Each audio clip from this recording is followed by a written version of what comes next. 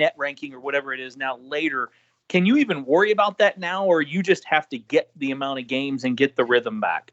You have to get games. If they're going to sit there and seed people on net ranking and RPI, they all need to have themselves checked out. I mean, if they're going to sit there, it's got to be for this year. You've got to do stuff more on the eye test. You can't penalize people for not being able to play games because games were canceled because of COVID. I can give you a list, but I won't, of people that I've tried to schedule who won't play. So there's nothing I can do about it. So I'm just grateful that Cameron at Northern Kentucky, Chancellor at Bellarmine, I got Kevin who's come up here twice. I mean, amen. I appreciate them. Again, there's a boatload of people that just won't play, and I understand it. I mean, but at the same time, we all need games. And if you're going to sit here and think you're going to wait till the end to get the game or to get the game that you want against the person you want to play, it's probably not going to happen. So if they want to sit there and try to seed people in the NCAA tournament based on their net ranking or their RPI, I don't know what to do. Because we had before this season took the course it did with the pandemic, we had a very, very good non-conference schedule. We had a Michigan in the ACC Big Ten Challenge. We had Kentucky on the schedule. We had UConn on the schedule. I mean, Cincinnati, Middle Tennessee State. We had a great schedule. Well, then when the pandemic hits, it's all shifted, and you're trying to figure it out. We had 4 of our 5 non-conference games, Jody, that were canceled, and then I had to scramble and find teams to play. So now I'm sure I'll get reprimanded for saying that, but golly, it won't be the first time, and it probably won't be the last. But you can't be sitting there worried about what your damn RPI is when you're just trying to figure out a way to play games, God forbid. Hey, Jeff, Cameron with the Courier-Journal. You've seen some special games from Dana, but just thoughts on her today. I mean, she looked like if you had played her 40 minutes, she could have had 50, 60 points. Just thoughts on her performance. You know what? I was really impressed with her. I thought she really let the game come to her in the first half and took good shots. Really didn't force anything at all. Her teammates, I thought, did a really nice job of finding her with the extra pass. She moved well without the basketball. That's something that we've been talking about for the past year and a half, is move without the ball. Get it out of your hands, get away from the ball, let it come back to you, and then you're going to have more opportunities and easier opportunities to score. And I think that's what you saw tonight. And she stepped up and made shots.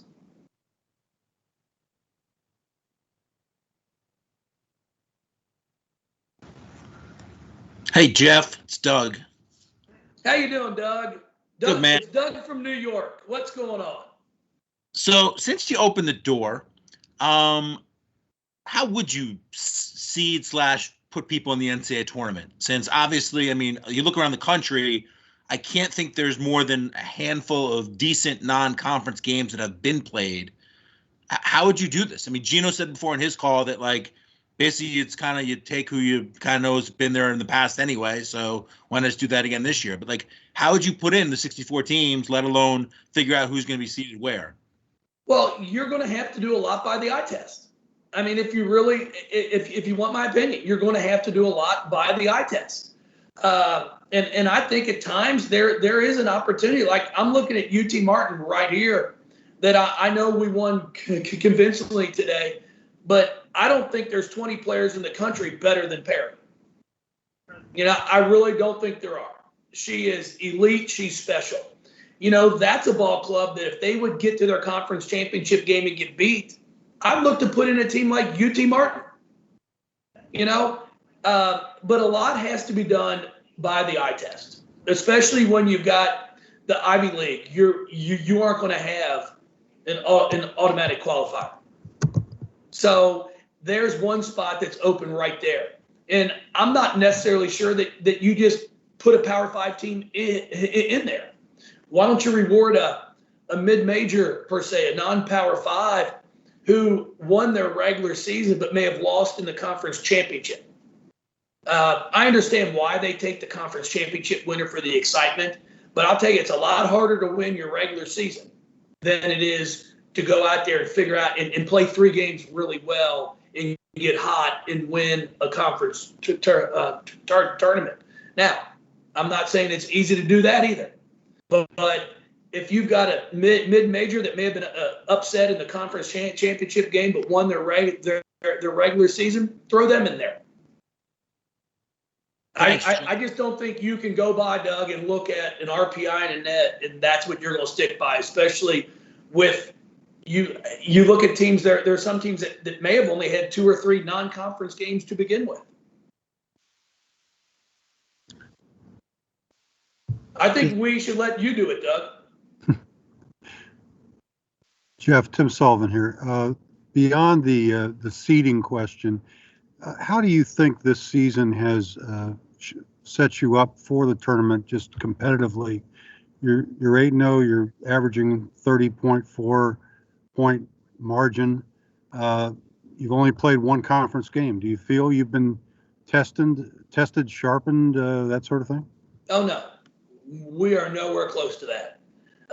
But that's okay. We're not. It's just we were snake bitten back in December with not being able to play games because of the virus, and then we've been snake bitten a little bit by who we're supposed to play has come down with it. But I've got faith now in our league office that they're going to do everything they can to get the healthy teams playing, and we've got a good group. I don't think we'll be put on pause again. You know, we have enough that can go for the rest of the season. So for us, I'm hoping we're able to get into a rhythm.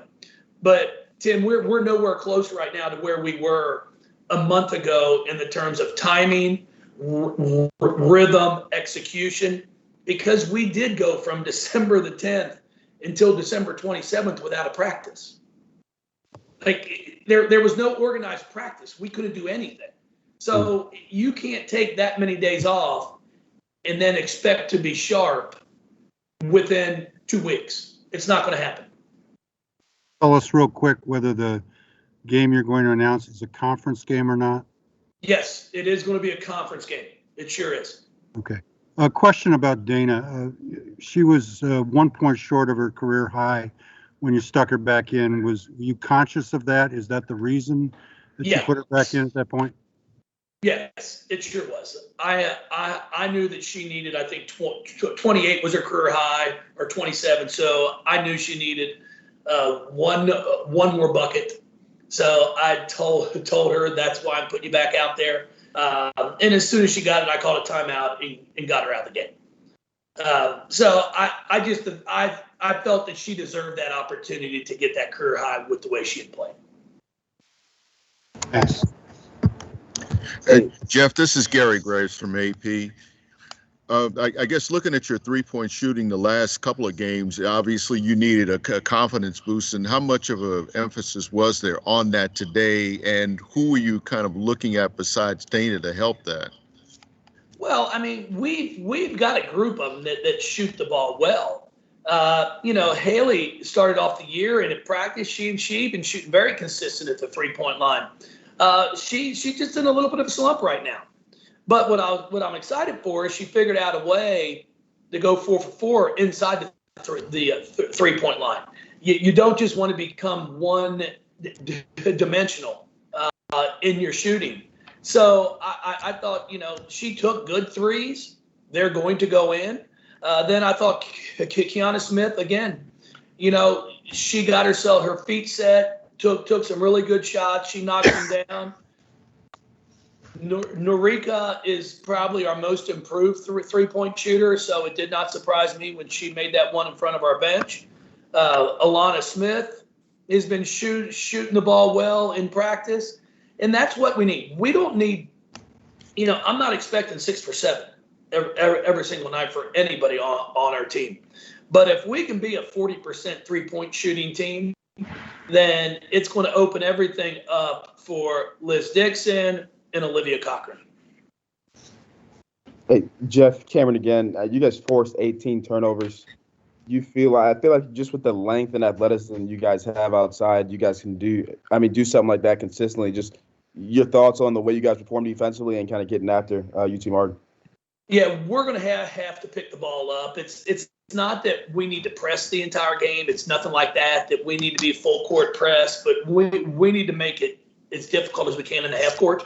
And I thought we did that tonight. I thought our ball pressure was really good in the half court. We got up in the passing lanes at times, took the opportunities, came up from some big steals.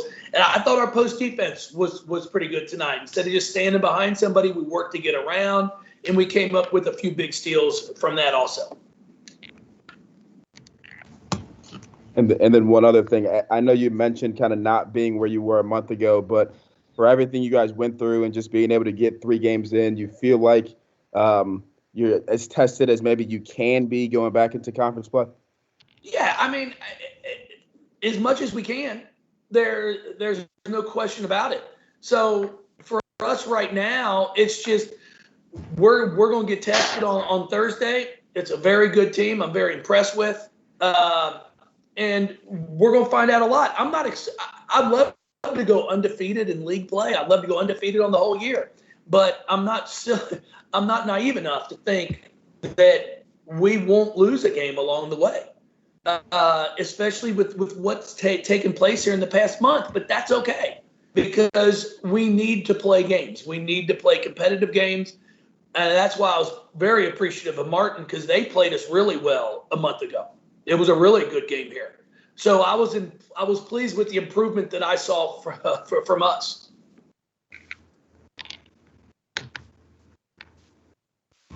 Anything else for Coach? Nick, has it come out yet? It's 5:00. No, but you can go ahead and say it. I mean, it's coming out in 1 minute. Coming out in 1 minute. So we will be at Virginia Tech on Thursday night. And if anybody gets fined, if they try to fine me, make sure you all heard Nick say it was okay. I only do what Nick says. Yeah, that's always the case, right? I'm just a puppet for Nick, people. Nick scripts everything, and I try to follow it the best I can. I'm a heck of a puppeteer. He even puts in the script when I'm supposed to stutter. It's amazing. Thanks, Coach. We'll get that release out to you guys here in the next minute or so. I appreciate it, everybody. Thank you so much, and stay safe.